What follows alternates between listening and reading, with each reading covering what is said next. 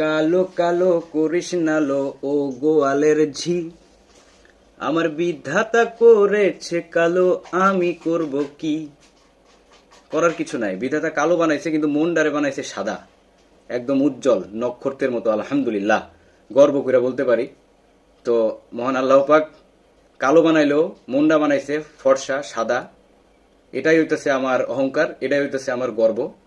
2 টাকা ইনকাম করলেও মনে করেন যে হালাল পথে ইনকাম করি, কোনো ধরনের কোনো ঝামেলা নাই, কাবজাব নাই, মনের মধ্যে কোনো কষ্ট নাই, মনের মধ্যে কোনো হিংস্রতা নাই, মনের মধ্যে যে 2 টাকা মেরা খাইতে হবে এরকম কোনো ধরনের কোনো টেন্ডেন্সি আলহামদুলিল্লাহ নাই। কারোর পিছনে লাগালাগির কোনো সিস্টেম নাই, আল্লাহ রাখছে আলহামদুলিল্লাহ। যে কোনো ধরনের বিপদ থেকে আল্লাহ মুক্ত করে দেয়, কারোরে না কারোরে ওসিলা দিয়ে আল্লাহ পাঠায় দেয়। সবকিছুর মালিক আল্লাহ।